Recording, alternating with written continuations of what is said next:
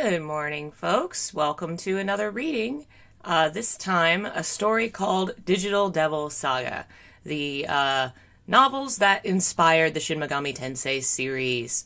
Hello, Jeff. Hello, Adrian. Gandhi, are you going to come over and visit the camera? There's the boy! Oh, how cute. Your little run was adorable. So this is a very early morning stream. I'm experimenting with streaming earlier in the morning, seeing what times people are available. Tomorrow we'll probably try 9, see how folks show up then. Just go up an hour every day, see how it works. Oh, kitty.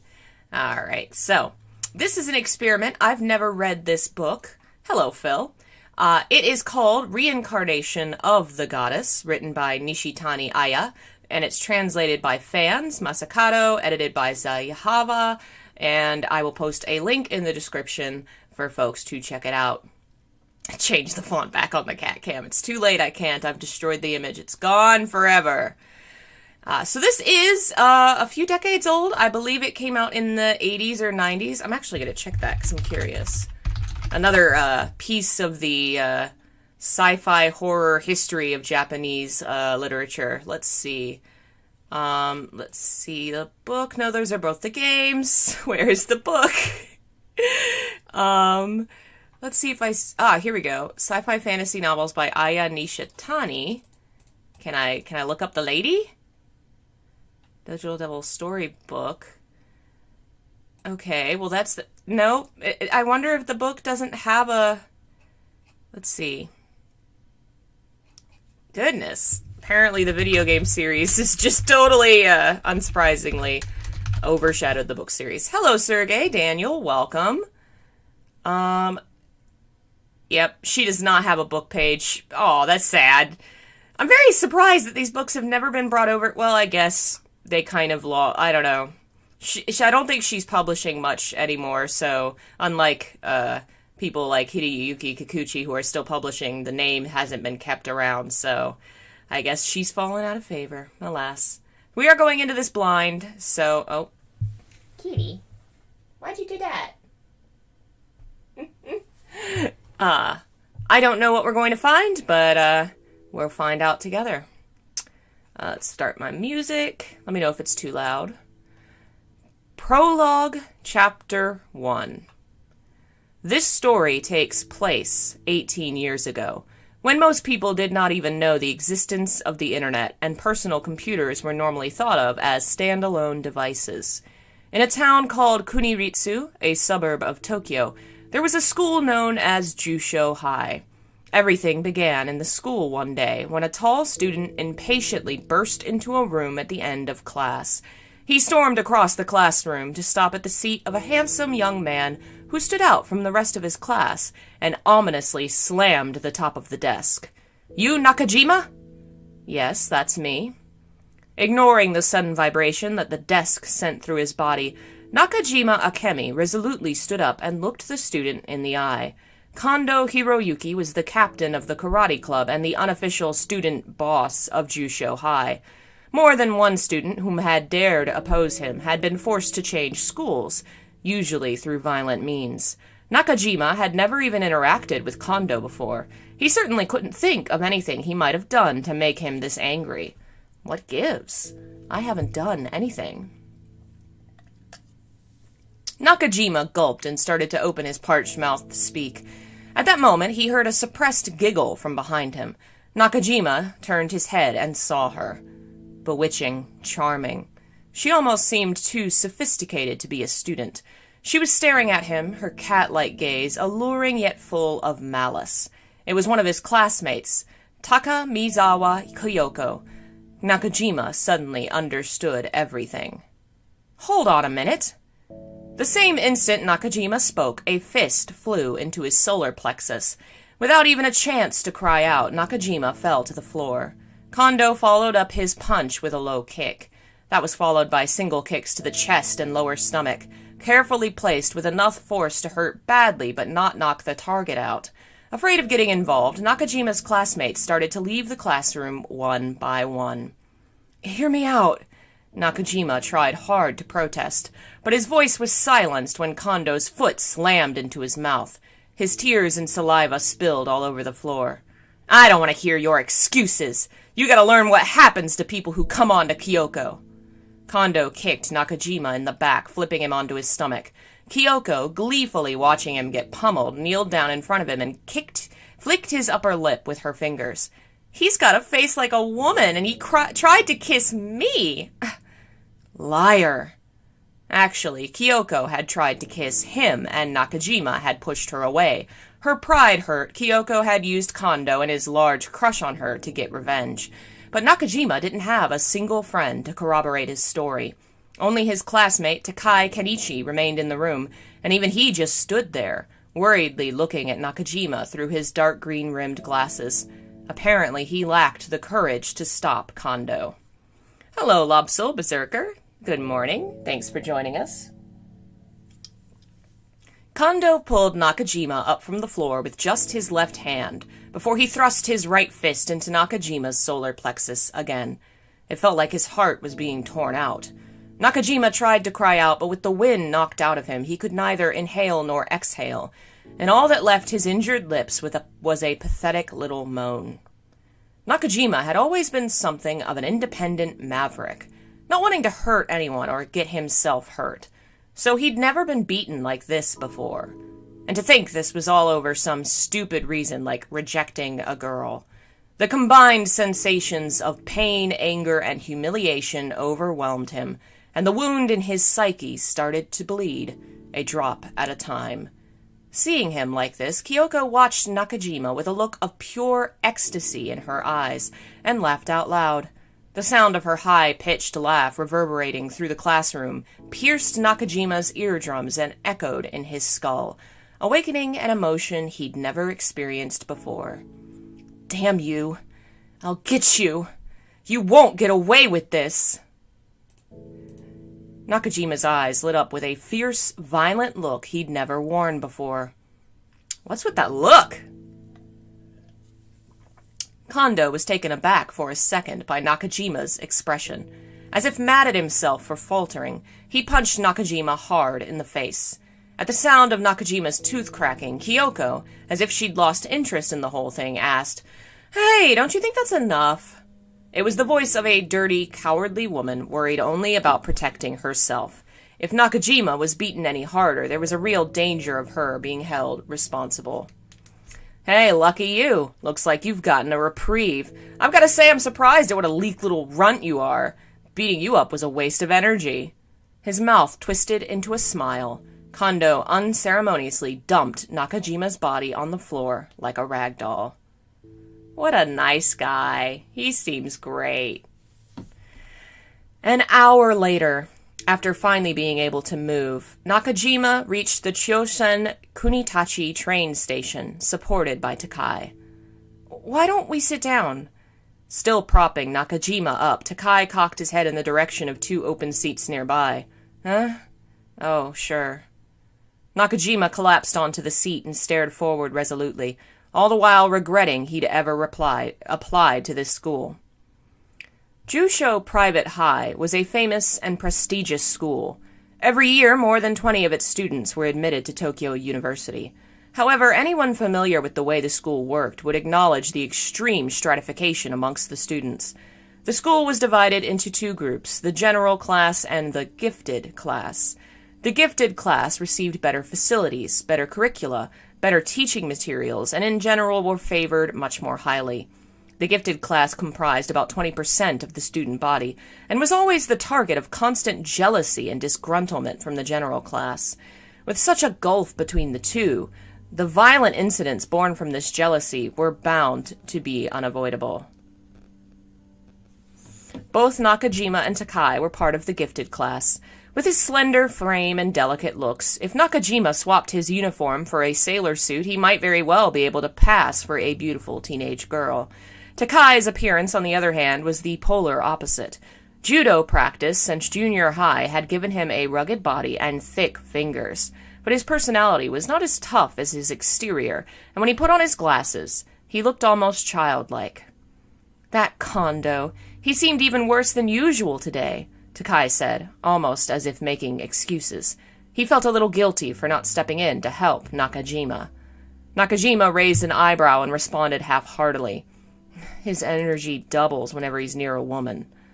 What the heck is someone like Kyoko doing in the gifted class anyway? Besides, you never came on to her in the first place. Actually, it was the other way around. So it was Kyoko that got rejected then. Takai nodded as everything suddenly made sense. Lots of girls were interested in Nakajima, but none of them so far had been able to strike his fancy. Seeing his indifference, Takai always guessed that Nakajima must have extremely finicky tastes when it came to women. The two sat down next to each other in silence as the train passed through Musashi Sakai Station. Takai took a sidelong glance at Nakajima's profile. Among the students of the gifted class, Nakajima's grades were not particularly high. In contrast to Takai, who got good grades in just about everything, Nakajima was really only good at math and science. In the more liberal arts, the only subject he showed real strength in was world history. He wasn't much of an athlete either. However, when it came to computers, nobody in school even came close to Nakajima, not even the teachers. Takai thought you probably wouldn't be able to find someone who was as good as Nakajima in that area if you searched all of Japan, let alone the school. The games that Nakajima would whip up in a matter of days were fantastic. No matter how popular they were, commercial games just seemed boring after playing one of Nakajima's. Sometimes Nakajima's expression looked positively mad as he hunched over one of the terminal writing programs in the school's computer-aided instruction room, his fingers flying across the keyboard. If I'm a prodigy, then Nakajima must be a bona fide genius. Takai nodded to himself as his gaze turned back to the scenery passing by the outside window. Demons, huh? The word tumbled out of Nakajima's mouth suddenly. Huh? No, never mind. Did you just... Just as Takai pursed his lips as if to say something, the train arrived at Nishi Ogikubo Station. See you. Nakajima started to walk down the station stairs with his shoulders hunched and a brooding expression on his face. Geez, what is he thinking? Turning away from Nakajima, Takai plopped himself down on the now 2 empty seats of the train. Prologue, Chapter 2. Clearly the digital devils are going to be coming from a certain someone, it seems. Definitely hinting at it. Though I don't know what if this time period is like the 1980s. I want to know what extremely badass homemade video games this child is making. Prologue, Chapter 2. A banner advertising lots for sale hung from a newly built apartment building behind the shopping district. His gaze downward, Nakajima walked while continuously moving his lips. To any passerby, he appeared like an ordinary high school student, deep in concentration trying to memorize something for a test. But those few people that caught a fragment of his words looked at him suspiciously. His voice intoned something like the low and hostile muttering of a dark spell. Not at all something they'd expect to hear from a high school student. A cherry blossom fell from the nearby concrete wall and landed on Nakajima's cheek, but he ignored it and kept walking, his stare still cast towards the ground.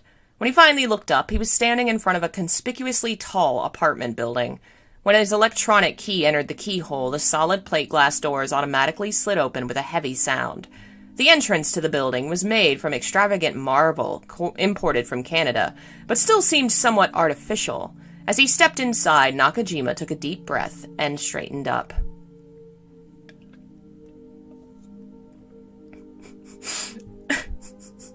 The digital devils are apparently going to come from Spain? Oh, Phil, never change. Opening the door and going inside, Nakajima took off his shoes and negligently tossed them aside before he headed to the bathroom. The injured lip on the face in the mirror had swollen up like a balloon. It was unpleasant to look at.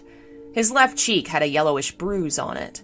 After looking at himself in the mirror for a bit, Nakajima abruptly turned on the faucet and splashed his face with water.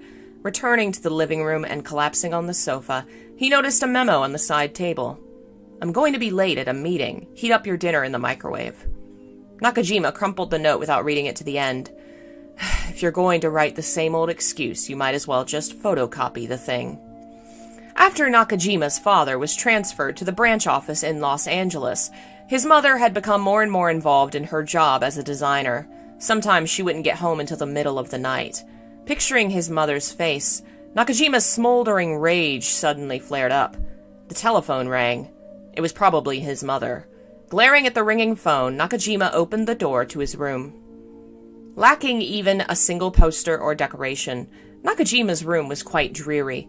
The walls were filled with large steel bookshelves that stretched to the ceiling, the sole exception the wall with the window. The bookshelves had anime magazines and manga, as expected of a Japanese high school student's room, but one corner seemed starkly out of place.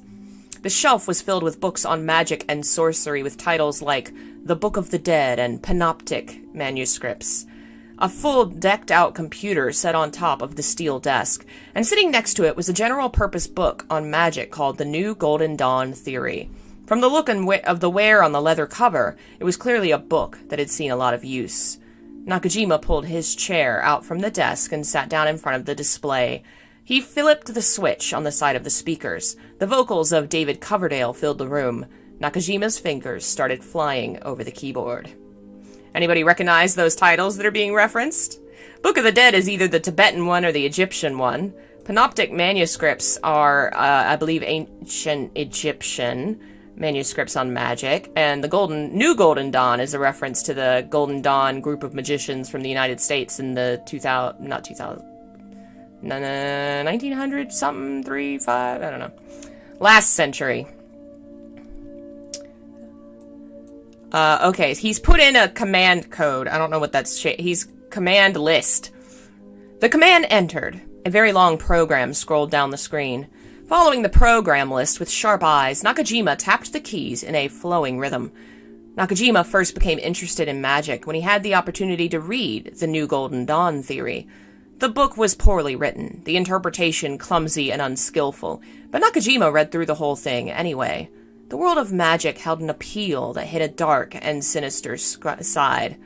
Yet, it also showed a rational and scientific realism as well. While rereading the passages that seemed unusual to him 2 or 3 times over, Nakajima had a sudden realization that was almost like an epiphany. Magical theory and computer theory were surprisingly similar. Phil has corrected me. I've been missaying the word. My brain doesn't want to say it. Narcotic, I think. I don't know. I did say panoptic, not... Anyway. At first glance, the two worlds did not seem to have any connection to each other. However, the similarities between them had been noted by both magic and information technology researchers long before Nakajima's revelation. Professor Charles Feed of MIT, a school famous for its study of artificial intelligence, was one of those researchers. Nakajima had immediately become a member of his group, the International Satanist Garden. For the past few months, he'd been immersed in writing a program to summon demons, an idea he'd thought up himself. It was almost complete. Nakajima had already finished the core part of the program. All he had to do now was add a few subroutines, and it would be finished.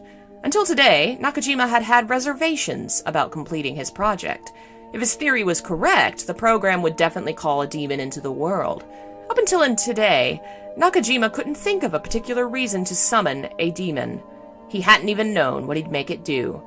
But the events of the day had given him a clear, simple goal. I feel a little sorry for you, but you're going to be the subject of an experiment. Nakajima started creating his final subroutines. Use data addresses 3780-3990 for Toad's Legs. Put this in the buffer, and before displaying the result, chant the spell Yod Dur Dwar Set. Wonder what that spell means. Yod is a Hebrew letter. I wonder if the other ones are too. Picking up the modem receiver, Nakajima dialed Arkham in Massachusetts to connect with ISG's host computer. As the connection picked up, his computer's display filled with the image of the demon Lucifer. He called up the ISG AI craft and explained the situation. He asked about the spell. Nakajima's English was not particularly good, so several times the only thing that appeared on screen was question marks. Understood. Finally, Kraft appeared to have gotten it. Nakajima asked the AI what the spell meant. Highly likely to be a counter. Kraft's response indicated the spell was probably just a time counter. Thank you, Kraft. Nakajima cut the connection to ISG and set himself to the task of writing the subroutine once again. 2 hours later, there was a knock at the door. Come on in. A hint of irritation on his voice. Nakajima responded to the knock without taking his eyes off the program list on screen. Did you eat dinner? Nakajima didn't respond and continued typing on the keyboard. Oh, what happened to your lip? Nakajima's mother bent down from behind him to take a good look at his face. I ran into the goalpost playing soccer.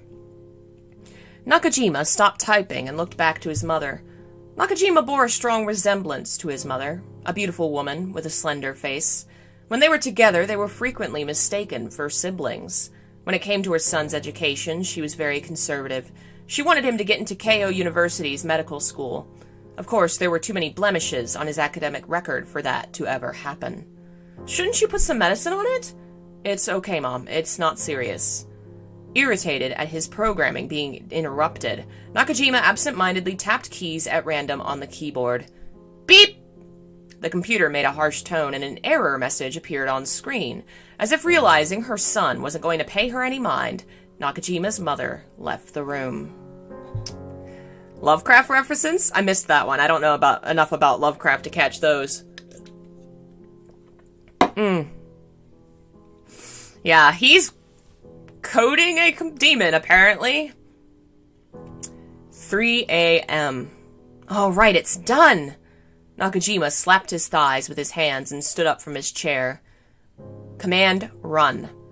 The disk drive started whining, and bizarre letters blinked on and off screen. But in less than 5 minutes, the screen displayed an error message and stopped. Out of memory. If there wasn't enough memory for the program, it was either because the program itself was too long, or because it dealt with more variables than the machine could handle. No big deal. One little computer isn't enough to run a program like this anyway. If I use the school's host computer, it should have more than enough memory. Nakajima's eyes glittered with anticipation. Prologue Chapter 3. Ieda, on night watch at school that Saturday, noticed there was someone in the CAI room and opened the door. Who's here at a time like this? At the sound of his voice, a student looked up from one of the CAI terminals, his face glowing strangely in the reflected light of the display. Ieda's expression softened. Oh, it's just you, Nakajima. What are you doing in here with all the lights off? Nakajima's academic record was far from perfect, but his genius had endeared him somewhat to the math and science teachers and earned their trust. My program's just not working out the way I wanted it to, but I'm almost done fixing it. Nakajima's voice seemed slightly metallic, as if in tune with the sound of the disk drive spinning. I'm always happy to see your enthusiasm, but you know you need to ask permission in advance if you want to work in the classroom late at night. You're lucky I found you instead of someone else, Ieda scolded as he flicked on the light switch. What is this? Ieda's shocked voice echoed through the illuminated CAI room. A large geometric figure was drawn on the floor in white and red chalk, with Nakajima's seat situated at the center. You know there's some hardcore, later on, right? No, I did not know that. We're going into this blind. We will skip that when we come on it. Don't worry, I'm not gonna read anything horrendous to y'all. But, that does not surprise me, given the era and the genre this is. Devilman and, Hideyuki Kikuchi and other stuff include that as well. It seems to be something of a trope. Summon demons, have bad times. Meet a vampire, have bad times. It's interesting to talk about because, you know, to the modern day, I think most of these stories are a little less, shocking, though there's parts that obviously most folks probably like, ugh, gross. But when these first came out, especially like Devilman, Hideyuki Kikuchi. I don't know as much this one, but it feels like it's in the same genre. It was revolutionary. It was shocking. The first violent anime film was Vampire Hunter D, and it had never been done, did not think it could be done. People didn't think there was an audience for this. Devilman got repeatedly censored and banned and in trouble for the amount of content that he put in, because there was this fight against what was considered appropriate or not for fiction, because they pushed the horror boundaries. And part of that was a lot of stuff that was sexual. And I am not for or against anything really in general in fiction. It's all about how you write it and why you write it. So I tend to hold judgment until I see how it's used in the book. Kikuchi uses it sometimes to good use and sometimes not. His early works, I think he really struggled to properly combine his interest in sexuality and monsters. Later on, he does it much better. But it's definitely a part, and you think about Japanese history in general, how many of their artworks are like squids coming out of the sea to assault a lady? Like, there's a history there that I think these stories were drawing on and eventually created what we think of as the modern genres of horror, sci-fi, fantasy in Japan, which then, of course, influenced the world outside of Japan, because I mean, who doesn't know about, like, The Ring and Grudge and all these other various horror stories, which they aren't really sci-fi fantasy, but y'all get what I'm meaning. Aw, thank you, Daniel, for the support. Devilman is very good. It's a manga and an anime, and I would recommend Crybaby. It's really good, but it does have some sexual assault warning. Where were we?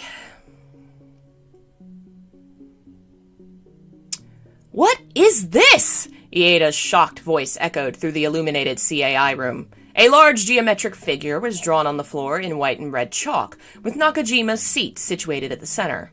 It's a Solomon hexagram. Solomon? That has an occultish sound to it. Nakajima paid Ieda's sarcasm no heed, and his fingers slid over the keys of the terminal. Presently, the host computer behind thick glass walls in the adjacent machine room started to run. Great, the bugs are finally gone. It's done! After sending a print job to publish the contents of the program list, Nakajima stood and turned toward Ieda.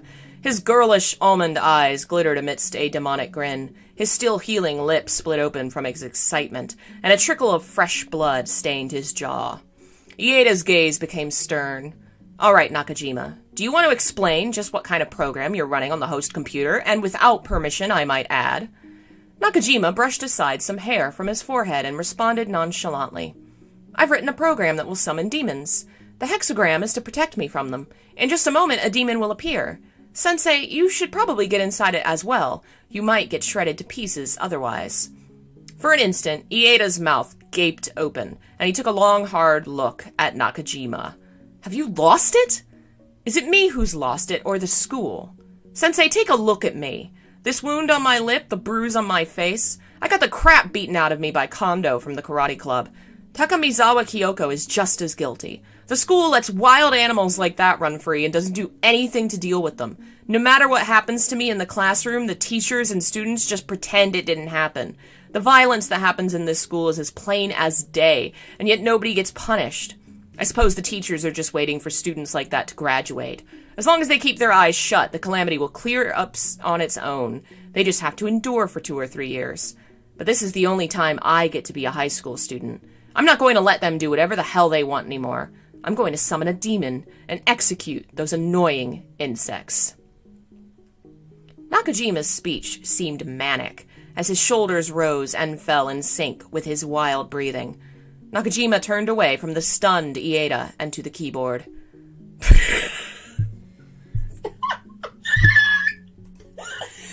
Okay, we're right in the middle of the tense moment, and I just look at the chat, and Lowe's says, it's a program they call RuneScape. That got me. Kudos to you.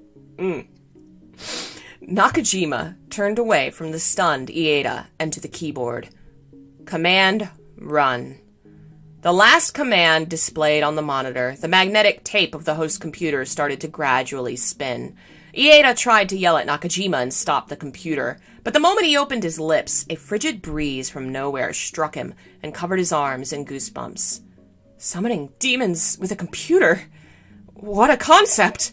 Ieda twisted his lips into a smile to hide his fear. Computer theory and magical thought have overlapping similarities. I bet the first person who thought up the principles of computing was an alchemist or Kabbalist. It's not that well known, but things like spells, sacrifices, and thaumaturgic circles are very easy to put into binary format. Summoning a demon is just a transfer of the matter comprising the demon in the Atsulith world to the Asaya, real world. A computer is the perfect device to facilitate it. Atsulith and Asaya are Kabbalist terms, Jewish mysticism. Asaya is the physical realm, and Atsulith is the energy realm, or possibly the demon realm. Atsulith. It's the realm of pure divinity. The four worlds of Kabbalah relate to the Tree of Life. So Asaya is this world, and Atsulith is the highest realm, the realm of the gods, probably. Yetzirah is the formative world, Bariah is the creative world. Okay. So, Asaya is where we all manifest. Formative is like the idea of things. Creative is creation, energy, and the Atsulith is like God. And each of the four worlds connect to the four letters of God's names. He, Val, He, Yod, H, V, H, Y. Though that is out of order. Oh, they wrote it backwards, that's why. So, Yod He Val He. I was like, that doesn't sound like God's name. Anyway. Let's see here. As Nakajima explained his theory, cold air wrapped around Ieda almost like a living creature, and a bizarre smell entered his nostrils. The lights of the classroom flicked out, and the CIA room plunged into darkness, the only sound the spinning disk drive. Presently, the computer let out a hollow whine. Yod He Va He. To Ieda's ears, the whine sounded like actual real words. Yod He Va He. That's God's name. The letters of his name in Hebrew. Whispering in sync with the computer, Nakajima continued to enter commands on the keyboard with unbelievable speed. Soon the entire room started to shake from an earthquake, and cracks formed in the windows. Nakajima entered his final command. Kill Kondo Hiroyuki Takamizawa Kyoko. Ieda did not like students like Kondo Hiroyuki and Takamizawa Kyoko. In fact, he hated them. But he felt even more loathing for the manner Nakajima intended to deal with them. Stop this foolishness. If you'd like, I can make sure the incident is investigated fully and have Kondo expelled. Just stop doing this. Stumbling through the shaking room, Ieda desperately reached for the computer's power switch. To prevent him from interfering, Nakajima grabbed his arm with a strength one couldn't imagine from him. While the two struggled, the rumbling started to subside. The fluorescent lights lit up with a creaking sound and illuminated the room as the freezing air surrounding Ieda's body dissipated. "Where did you go? Why won't you show yourself? Demon, are you going to abandon me?" Crying out, Nakajima headed toward the keyboard. Command kill. Kill! But the host computer's magnetic tape slowly and mercilessly started spinning to a halt. Anxiously opening the program list, Nakajima scanned the details of the program with bloodshot eyes and stood aimlessly, as if sapped of all his vitality. My program was perfect. There wasn't a single bug in it. So why did the demon vanish before showing itself? It should have appeared right over there. Leaving the program list open, Nakajima stumbled out of the CIA room as if in a trance. Staring dumbfounded at Nakajima's back as he left, Ieda's finally came to his senses and turned off the power to the computer. I guess it's true they say there's a fine line between genius and insanity. That was one hell of an earthquake, though, Ieda whispered, as if trying to purge his memory of the repulsive experience. Yeah, I have a feeling that just coding it to kill is gonna end up going badly. Prologue, Chapter 4. Get my coffee real quick. A week later, Ieda was teaching Nakajima Akemi and Takamizawa Kyoko's math class in the CIA room. Perhaps it was because he'd witnessed the failure of the demon's summoning. But Nakajima was glaring at Ieda defiantly. Before, he would never have acted like this. I have the hiccups now.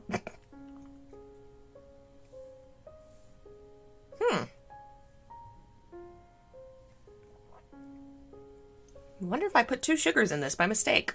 Oh well. Trying hard to ignore him, Ieda continued his lesson. Now I'm going to have you take an interactive test using the host computer. However, this test won't affect your grades in any way. Through your interaction with the computer, I'd like to get a little bit more familiar with any weak points you may have. Begin entering your commands as soon as I give the signal. The students all affixed their eyes to the screens and silently started answering the questions given them, as the host computer diligently recorded their individual responses. Ieda carefully watched over his class before relaxing a bit. Once the use of the CAI spreads... Whoops! Once the use of CAI spreads, things will get a lot easier for us teachers.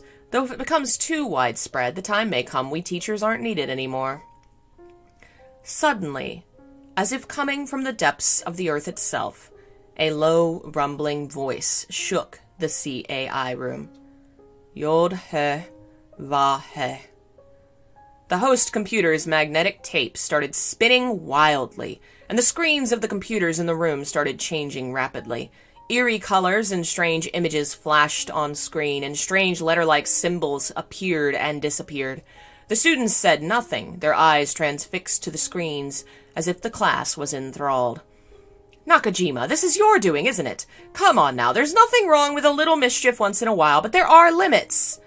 His face twisted into a dark scowl. Ieda started to walk over to Nakajima's seat.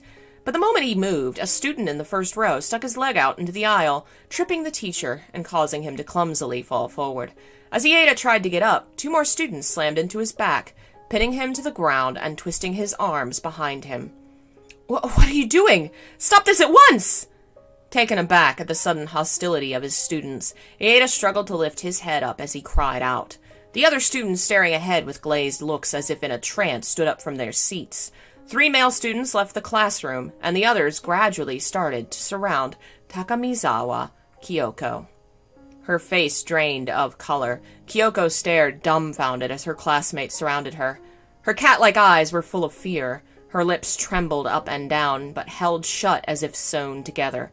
A male student with thick glasses touched her chest. As if freed from a curse, Kyoko leapt up onto the desk. "Stay away from me, asshole!" Kyoko yelled out desperately, whipping out a razor blade held between her thumb and middle finger. "Stop! Takamizawa, run!" Ieda's shaking voice echoed through the classroom. Kyoko took a sidelong glance at her restrained teacher, spat, and swung her razor at the student that had touched her.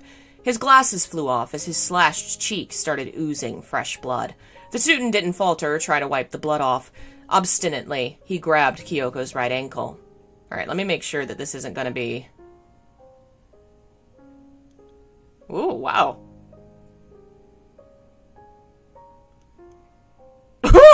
Okay, this doesn't get weirdly sexual, but it does get violent. "Let go of me, asshole!" The razor slashed open the student's temple before it sank into his blood-soaked arm, breaking in 2.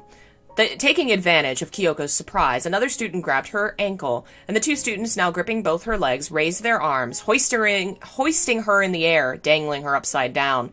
Her skirt fell down round her waist, revealing white legs. Kano Miyuki, alongside Kyoko, one of the most beautiful girls in the school...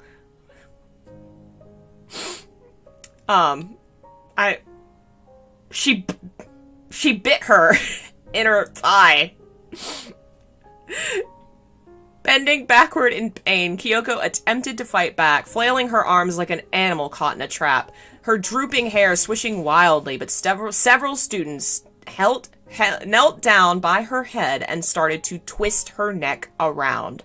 "Stop! Stop this!" As Ieda cried out with tears in his eyes, a cold voice spoke. "Sensei, it's too late." Nakajima, who had been at the computer entering commands the whole time, looked at Ieda with a sarcastic smile on his face. Ugh! A meager whimper, as Kyoto's legs spasmed a few times. Without even attempting to wipe the blood from her face, Miyuki looked up at the 2 students holding Kyoko in the air and let go of her legs. Kyoko's twisted, lifeless body dropped to the floor. The circle of students broke up, leaving her behind. It's so feel bad that I started laughing in that, but just oh man, that's badass. They just held her up and sorry. That was cool. Sorry about your life. Well, we knew somebody was going to die in this, and obviously it's going to be the other classes, students, and probably that teacher, I would assume. But yeah, I wanted to check if it got real nasty, but no, they just, they just twist her neck. You know how you do. The door opened as the 3 students that had left earlier returned, Kondo following behind them. After hearing that Kyoko was being ganged up on and verbally harassed by her classmates, Kondo came with a mind to teach the know-it-alls, the gifted class, a lesson. However, the classroom was completely silent, not at all what he was expecting. The 3 students led the perplexed Kondo to the center of the room, then quickly moved away. Oh my god. Seeing Kyoko's corpse left Kondo thunderstruck. Words escaped him for the moment. The students in the classroom surrounded him as if to cut off his path of retreat. Kondo probably could have gotten away had he set his mind to it, but his mind clouded with shock and anger. He didn't realize just how dangerous a position he'd walked into. You bastards! What have you done? You've killed Kyoko! His body shaking in rage, Kondo's furious, bloodshot eyes turned to the students. The normally meek students, who would usually run away if he merely looked at them, showed no signs of fear as they returned his harsh gaze. There was something seriously strange going on here. A groan. Looking in the direction of the voice, Kondo saw Nakajima standing over Ieda, his foot pinning the teacher's head to the ground. Nakajima? Never imagining for a moment that the pretty boy genius could be capable of something like this, Kondo was completely taken aback. Ieda called to him from the back of his throat. Run, Kondo! Everyone's gone mad! Called back to his senses by the teacher's voice, Kondo howled like a wild animal and charged Nakajima. Right before he reached Nakajima, a dozen students jumped on him and pulled him to the ground. Struggling with all his might, Kondo knocked off the students clinging to him, punching and kicking any that got close. But even with their foreheads split and their ribs shattered, the students picked themselves off the floor as if they felt no pain at all, and fiercely latched onto Kondo. One of them picked up a computer monitor and hit him hard in the back of the head. Kondo's vision blurred with the shock of the blow. He started to stumble. In that instant, the students pulled him to the floor again and restrained his limbs. Shit, let me go, I'll kill you! Watching Kondo vainly struggle against the students trying to get free, Nakajima's handsome face twisted into a cold smile. Actually, you're the only one who's going to be killed here. I was hoping to have Kyoko be your executioner, but as you've seen, she's already died, so I've been nice enough to have Miyuki do the job for her. You should thank me. Cradling his chin in her hand as if in thought, Miyuki kneeled down near Kondo and brought her face close to his, her chin still covered in Kyoko's blood. Her warm breath caressed his cheek. Kondo's body stiffened up and he shivered a bit. The knife in Miyuki's hand flashed and was drenched in crimson. The gurgling cry came out of Kondo's severed windpipe. His eyes still open, his head folded backward with a sickening crunch. Now then. Nakajima crouched down and looked into Ieda's face. What do you think, Sensei? You see? My demon summoning experiment wasn't a failure. That day a demon really did appear. Inside the CAI Coast computer. We just didn't realize it. When I was in class here in the CAI room yesterday, the demon sent me a message. Kill, I understand. He can't escape from the computer, so he used group hypnosis to control the class. For an instant, Nakajima's eyes glittered with pity. As if to suppress it, he pressed his lips together and stood up. By the way, Sensei, I promised to give the demon 3 souls. Kyoko's, Kondo's, and one other. Wait, please wait. As Ieda desperately wheezed and struggled, 10 students dragged their feet along the floor, slowly approaching him. Well, that was the end of the prologue. Alright, we're gonna call it there. What a place to stop. I'm having a fun time with this. Very interesting. And I can see where a few decades ago in Japan, this would have been far more controversial than it is today. It's hard to imagine how different things were in not just in Japan. I know America went through similar things as well with media and censorship and issues of that in comic books, in literature. what is very easily publishable today in like TV and movies and books, and it was not in the early age. And stories like this is what helped it become possible to write really dark horror, like nasty stuff. I don't know all the details about how it went in Japan. I know a little bit about how various stories have influenced it. But I think it'll be fun to read some of these older stories and learn about how they've influenced modern storytelling. Yeah. I will be back tomorrow. I am going to try probably 9 o'clock tomorrow. Let me know what time in the morning. I'm thinking 7 o'clock was too early for most folks. 8 o'clock seems a little better. I don't know if 9 o'clock will be the sweet spot or we'll go back to 8, but we'll try 9 tomorrow and see how it goes. Students in it. Yes, sensei is Japanese for teacher. So just Japan, you would be sensei. In China, it is... Oh, come on. I learned this one yesterday. Come on! Laoshi in Chinese is teacher. And Shu Sheng is student in Chinese. I'm so good. Anyway, yeah, we are gonna chill today with more video games at like 2 o'clock. Yeah, that'll be fun. Let me know what time, if you don't want to tell me, or you don't say in the chat or comments, you can always come over in Discord. Let me know what times in the morning are best for you for readings, because I'm really enjoying doing little readings every day, and it's fun to read something I've not read before. I think we're gonna start doing more of that, because it's more fun to react genuinely. Of course, I want to be sure to be able to warn people of things, but I think we can swing it, make it work. Thanks to all of our members for supporting me. Thanks to everyone for showing up, and I'll see you guys later tonight. Bye.